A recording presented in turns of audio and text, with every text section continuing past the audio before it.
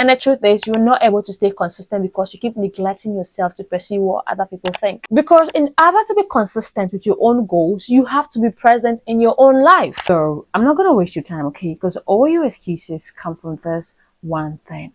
And that thing is that you do not respect yourself. I'm just the messenger. Please don't shoot me. So yesterday morning, I spent about 30 minutes in the washroom feeling so worried in my soul. I realized that for the past few days, I'm not able to get myself to do things that I said I was going to do. So I began questioning God instead of questioning myself. And you know what? I felt in my spirit, make the decision and do not negotiate it. And that made me realize that I have not been respecting myself for a very long time. And once you don't respect yourself, your goals, your dreams, and everything that you've ever wanted will all be up for negotiation, okay? And that was what was happening to me. I will make the decisions, I will say I was going to do this, and then I will end up negotiating myself out of that deal because I did not respect myself. Now, look at it this way. If you respect someone, you do your best to keep all the promises that you make to them, right? But then it gets to your turn, and then what do? You do not show up for yourself. And this is not only because you don't respect yourself, it is because you expect less of yourself.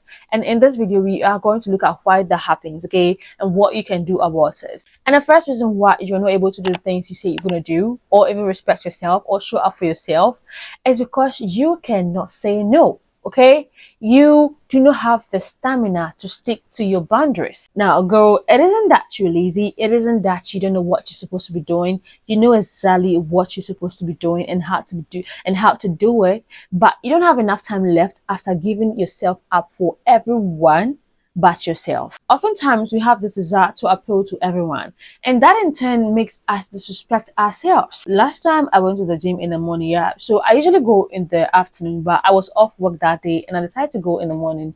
So I met this guy that was great. We were talking a lot of that, and then he suggested that we should do abs that day. Meanwhile, I went there that day just to do glutes. Now I said yes, but then I mastered the courage to say no because that day was supposed to be my leg day, girl. And I feel like moments like this expose how much of a people pleaser that I used to be. I would go to work and be busy all day, but then I would end the day without completing my work because I was working for other people. And this isn't to say that you should become entirely selfish or not help other people. No, I want you to realize that not being able to say no because you want to be in good terms with everyone is disrespectful to yourself. Yes, you are useful to them, but that is all you will ever be. We need to live for other people, okay? We're not just supposed to be living for ourselves. No, you're supposed to help people, and that might come at our own expense someday, and it's okay. But then living for other people entirely who just want to use you, who just want to make you do their bidding, who just want to make you put aside your life and live theirs is so disrespectful to yourself. Because in order to be consistent with your own goals, you have to be present in your own life. You should be willing to disappoint people, okay? And get things done for yourself. You should be willing to let people get mad. Because if everybody likes you, because you do their bidding, then girl, you have no boundaries.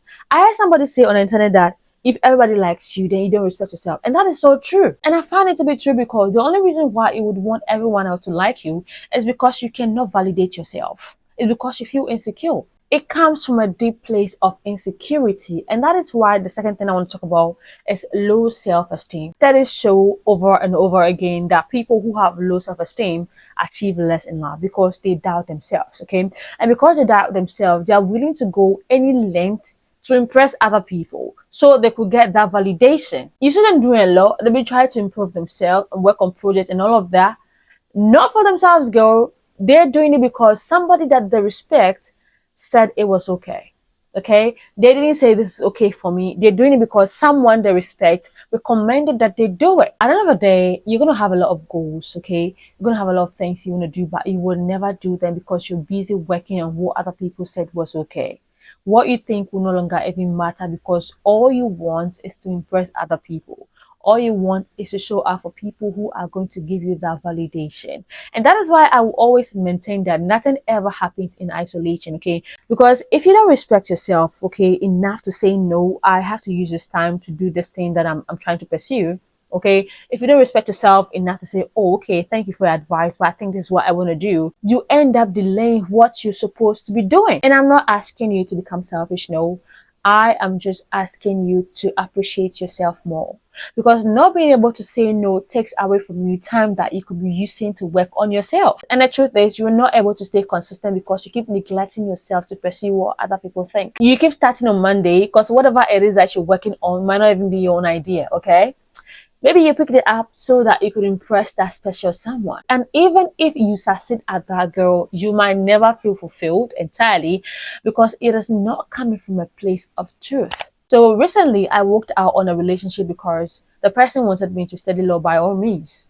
And studying law is good. It's going to give him the fulfillment that he wants. But what about me? Having a lawyer wife is going to give him the ego boost that he wants.